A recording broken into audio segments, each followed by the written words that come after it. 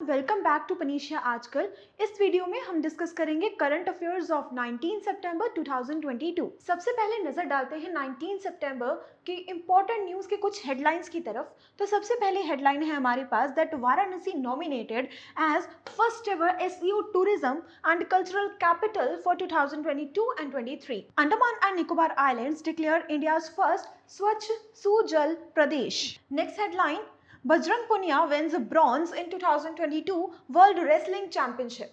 Next news, Bihar to introduce mandatory games period and no bag day in schools.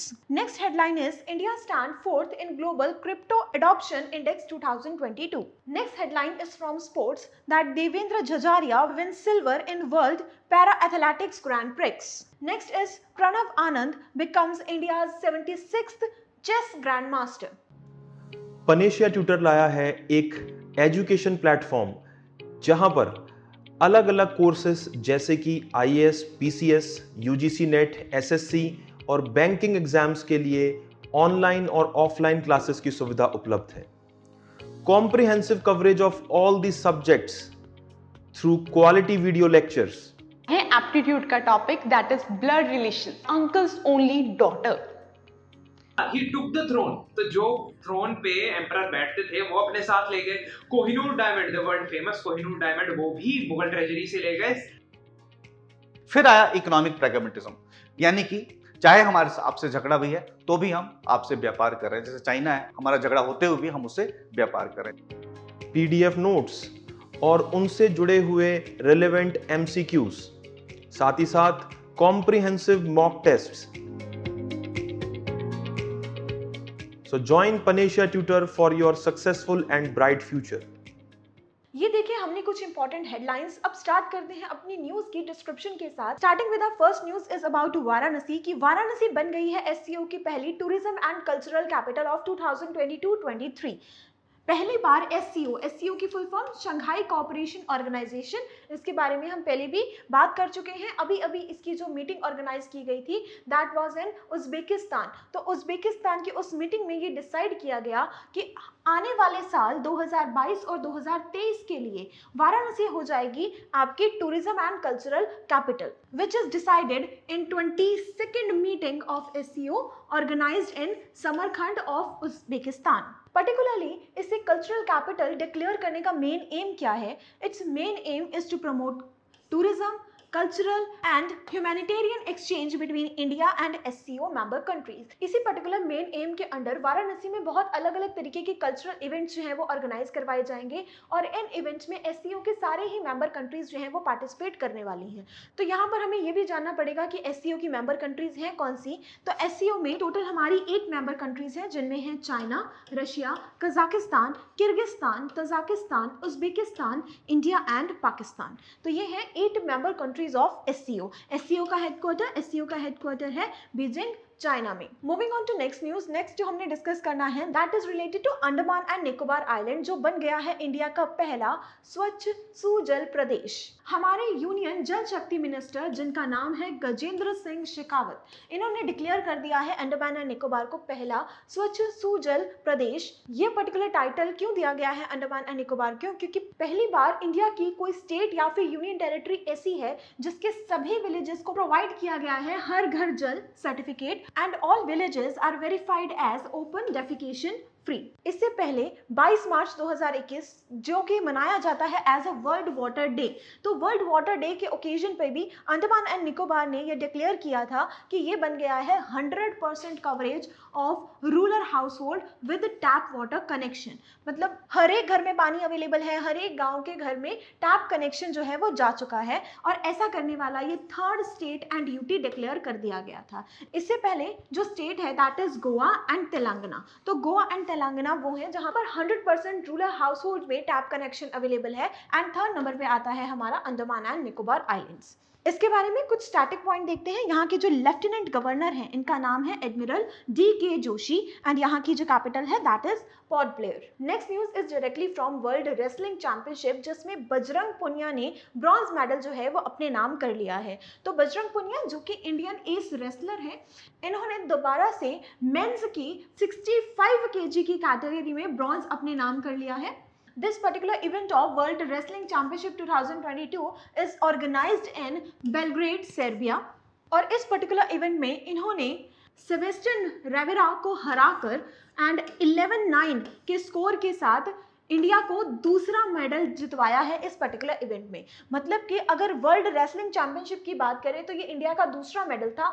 इससे पहले जो पहला medal लेकर आई थी उनका नाम था विनेश फोगाट, जिन्होंने मेडल एक्वायर किया था इस पर्टिकुलर चैंपियनशिप में, और दूसरा मेडल बजरंग पुनिया ने अपने नाम किया है। और बजरंग पुनिया इस मेडल को लेने के बाद ओनली इंडियन रेसलर बन गए हैं जिन्होंने वर्ल्ड रेसलिंग में 4 मेडल्स को अपने नाम किया है। इन 4 मेडल्स में 3 आपके ब्रॉन्ज मेडल हैं और 1 सिल्वर मेडल है।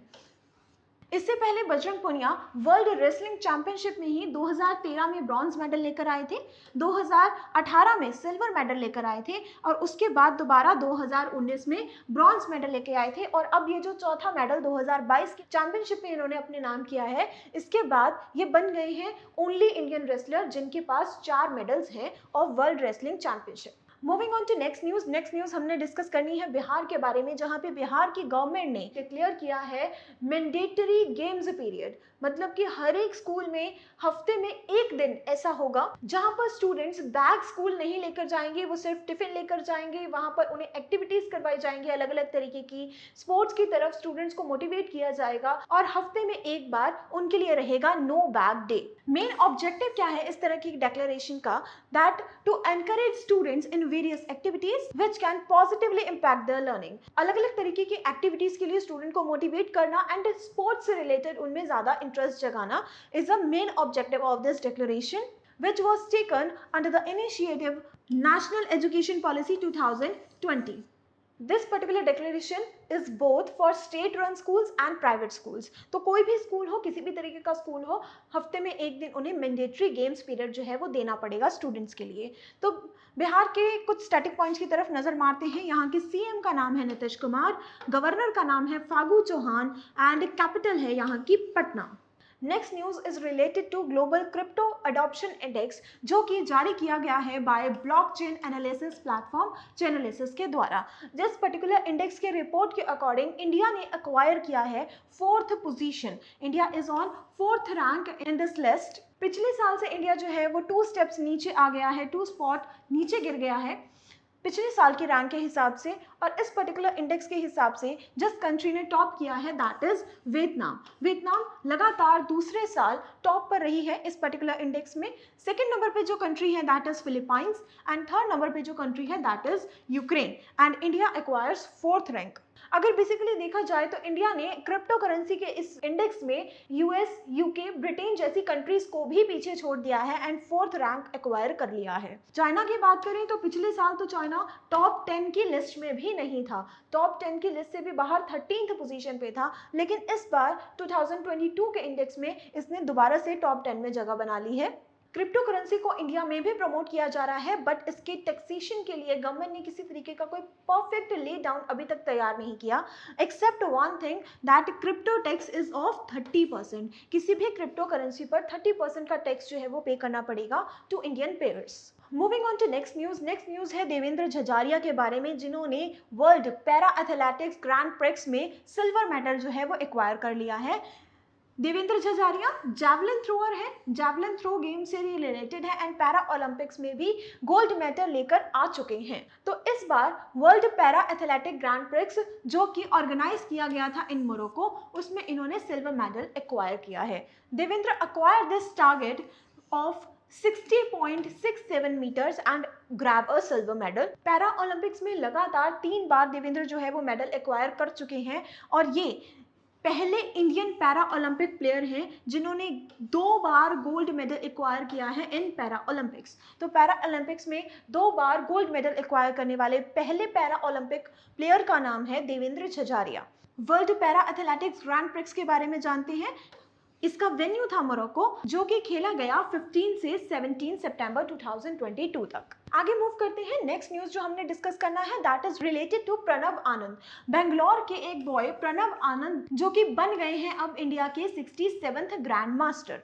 तो वर्ल्ड यूथ चेस चैंपियनशिप जो कि ऑर्गेनाइज की गई थी इन रोमानिया, वहां पर 76th इंडियन ग्रैंड मास्टर बन गए हैं Pranav Anand. He was just 15-year-old boy who earned this title by fulfilling all the qualifications of Grandmaster title. Particularly Pranav Anand ने ये टाइटल लेने के लिए हराया है फ्रांस के चेस प्लेयर जिनका नाम है अगस्टियन डोरेन को, एंड 11 राउंड्स में 9 पॉइंट्स एक्वायर करने के बाद ये बन गए 76th ग्रैंड मास्टर। तो ये हमने डिस्कस किए सारे के सारे important current affairs of 19 September 2022। I hope आपको आज का ये सेशन अच्छा लगा होगा। अगर आपको आज का सेशन अच्छा लगा, please like this video and subscribe to our channel. हम मिलेंगे आपसे इसी तरीके की इंपॉर्टेंट करंट अफेयर्स के साथ। तब तक के लिए थैंक यू।